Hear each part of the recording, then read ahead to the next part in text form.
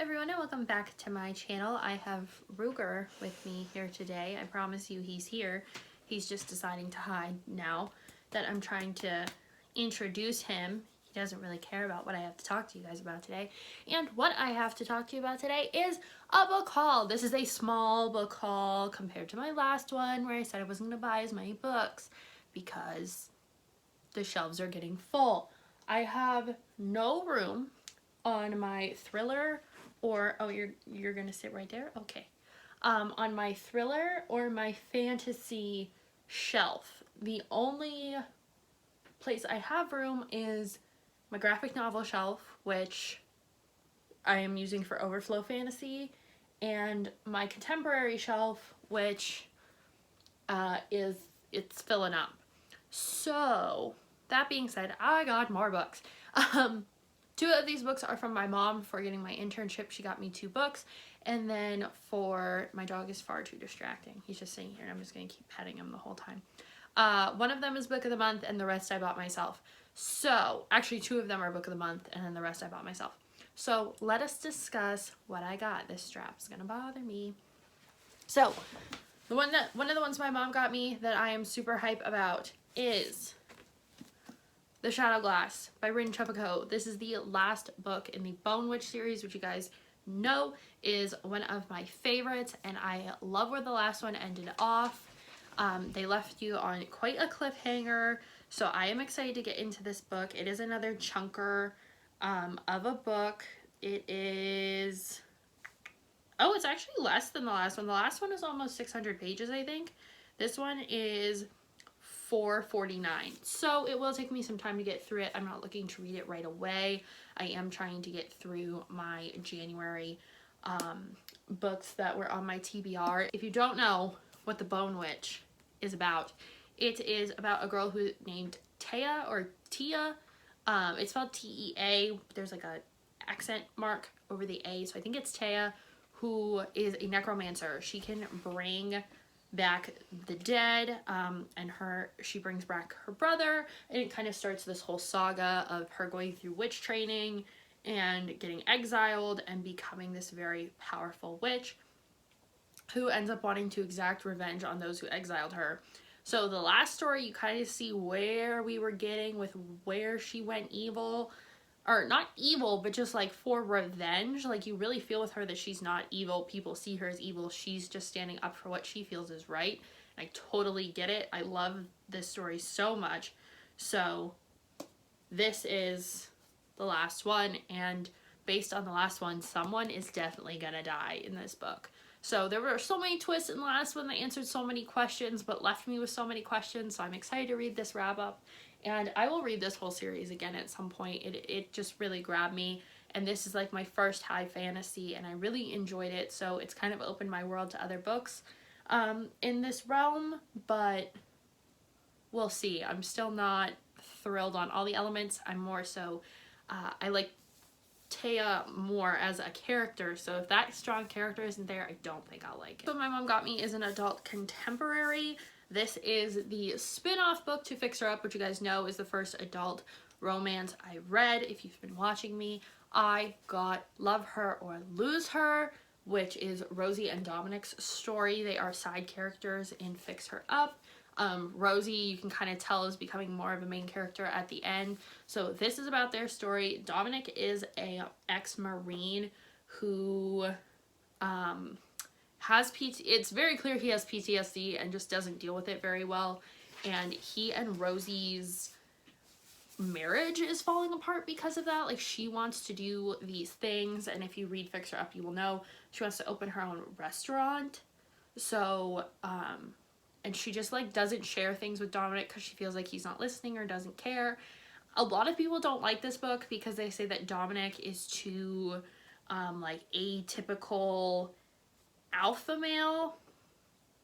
I don't mind characters like that. Maybe it's, you know, because that's my type or whatever. Like, I don't mind that kind of character. I kind of enjoy that character in these, and not to mention I'm married to someone in the military, so reading a story about people dealing with before I get any further, my husband does not have PTSD. He has never been deployed. So he does not have PTSD, but he still is in the military and has that mentality. So reading a character that has that kind of mentality in a marriage, like, that is very relatable to me. So yeah, I think it's just depending on what you like in a male character, what you are used to being around in a male character kind of thing. A lot of people saw it as toxic masculinity. Maybe it is, I don't know, but I'm excited to read it. Plus, I love the cover. They look so cute. I love it. And Dominic looks exactly how I pictured him from Fix Her Up. So that's fun. And this gives me another reason to read Fix Her Up again. The next book is a book of the month that I do not physically have yet, but I thought it was worth a mention. I got Bringing Down the Duke. This is not one of the books featured from this month because none of them really grabbed me.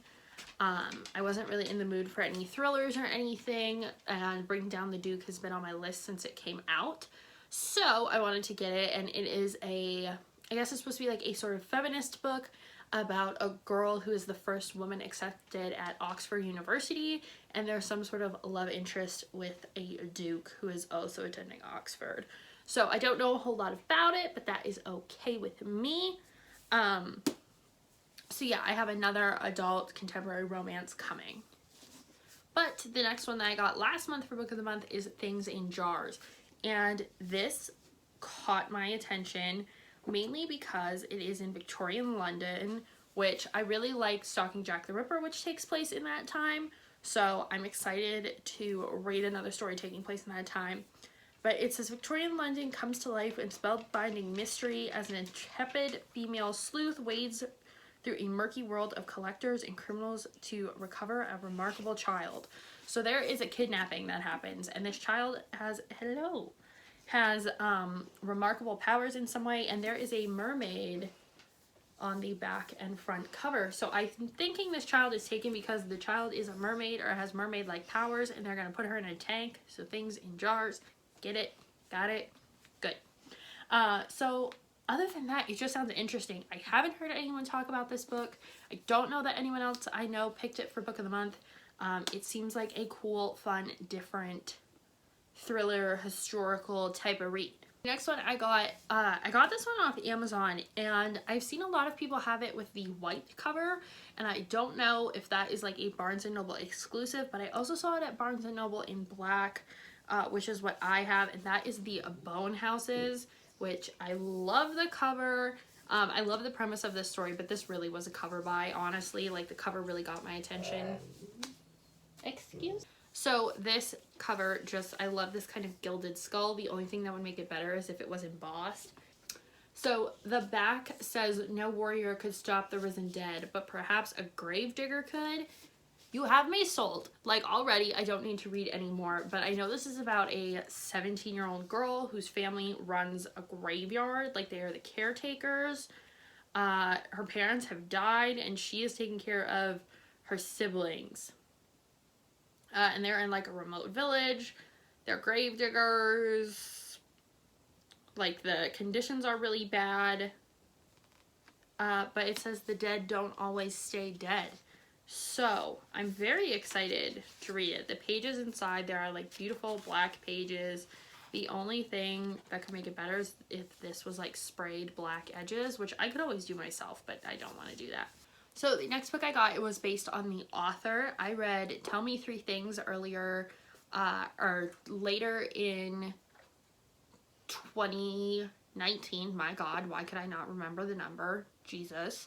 I read Tell Me Three Things. I really enjoyed it. It was a very good book. It hurt my soul a little bit, but it has a happy ending, so that's okay. So this is also by Julie Buxom. This is What to Say Next, and I believe this came out before Tell Me Three Things, but they just added... Oh no, this came out after, or maybe before. I don't know when this was put on here. It's actually printed on the cover, but Tell Me Three Things. It looks like this. It's a cute, pretty color. I love it. So the back says, we all know opposites attract. The tricky part is figuring out what to say next. And then it talks about the two characters, like they're having a conversation. So this is just about two people, and I think they're in high school. It's a YA romance, I think. It's a YA contemporary, if nothing else. and each chapter is from a different character's point of view. So I don't really know what it's about other than that, but I think it might be like a hate to love sort of thing, or maybe like a not so sure with a I'm in love with you sort of thing. So I don't know. Either way, it's a short little read and good for contemporary-a-thons, which I'm participating in the February one. Check out my TBR if you want to see what I'm reading for that. But yes, got this. I like the cups on the cover. So the next one I got is another adult contemporary romance. I think it's supposed to be more funny than some of the other ones I've had. This is The Proposal by Jasmine Gilroy, who wrote The Wedding Date as well, and a lot of people really love that. So I'm hoping to get those. If I like this one, I'm going to get The Wedding Date and The Wedding Party and all of those. So, but this is what the back said that really got me. When someone asks you to spend your life with them, it shouldn't come as a surprise or happen in front of 45,000 people. So if you can't tell, there is a little baseball right here. This is all about a girl who is a freelance writer, me, who goes to a Dodger game with her actor boyfriend, and it says his man bun and his bros. The last thing she expects is a scoreboard proposal. Saying no isn't the hard part. They've been dating for only 5 months and he can't even spell her name correctly. The hard part is having to face a stadium full of disappointed fans. And then it says that at the game with his sister, Carlos comes to Nick's rescue and rushes her away from a camera crew. He's even there for her when the video goes viral and Nick's social media blows up in a bad way. Nick knows that in the wilds of LA, a handsome doctor like Carlos can't be looking for anything serious. So she embarks on an epic rebound with him, and it goes on from there. So, it seems like this is kind of like Friends with Benefits. Is that the one with Mila Kunis and Justin Timberlake, I think? Where they set themselves like a set of rules and then things start breaking because people start falling in love with each other. But it's got some baseball in it, so I was like, yeah, I need it, and the cover is cute, so I got it. Then I got Winterwood by Shay Earnshaw, and basically this is because I love The Wicked Deep so much. I just reread it and like annotated it. It's the first book I ever annotated. There are so many little tabs in it, so I wanted to get another book by her. This one deals with, I know there's like a creepy woods situation. Some people said this was not as good as The Wicked Deep, which like hard to live up to because that book was amazing. But this one is all about a woods and people go in there and they disappear and we don't know why they keep going there. It's like people going upstairs in a horror movie instead of running out the front door. And the last novel that I got, I am really worried about because a lot of people hyped this book up and said it sounded amazing, and then they hated it, and I'm really hoping I don't hate it, and that is Serpent and Dove. So I did end up picking this up from Amazon. It was not $18.99, I'll tell you that right now, because I would not pay that for a hardcover. But it's supposed to be, you know, if you watch BookTube, you've heard about it. It is a witch and a witch hunter who end up married somehow. She ends up living in this town full of witch hunters. They all want to kill her, so she has to stay hidden, or not hidden, but has to hide her magical ability. So she's trying to like take them down from within.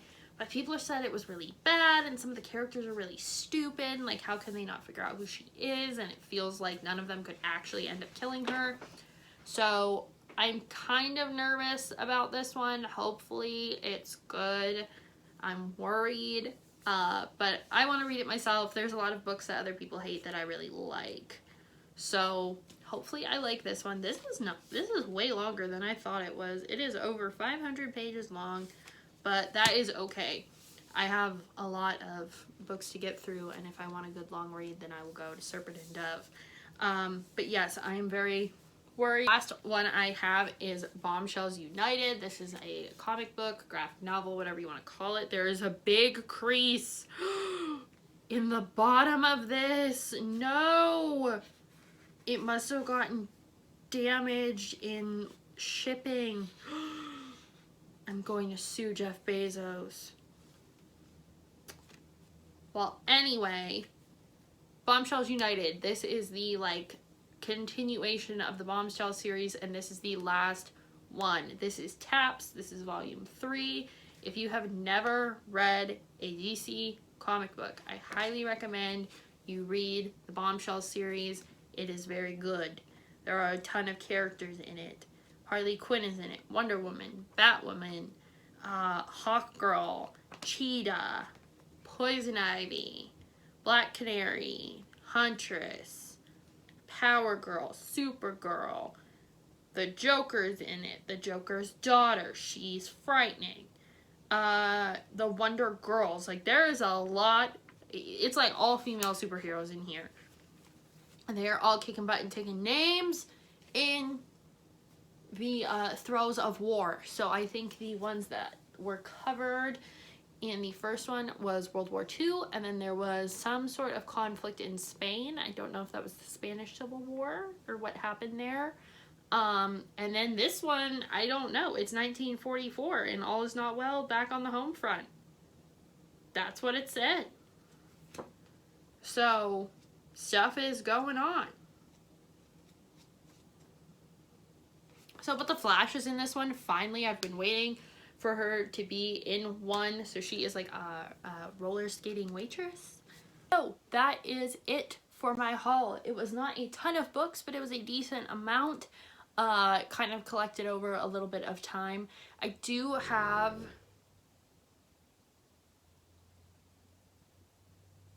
Really?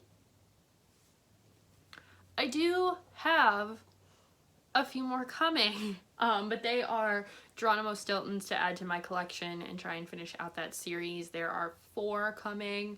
No, there's 5 coming. One I got on eBay because I want the old covers, and that is number 4. I got number 5. I think I got 8, 19, and maybe 12 or something like that. Like, it was a really random group of books, but I have found more on Amazon, so I will be ordering those kind of periodically because they're fairly cheap. Sometimes they're like $3. So I hope you guys enjoyed. If you did, make sure you leave me a like and leave me a book emoji, and I hope to see you guys in the next one. Bye.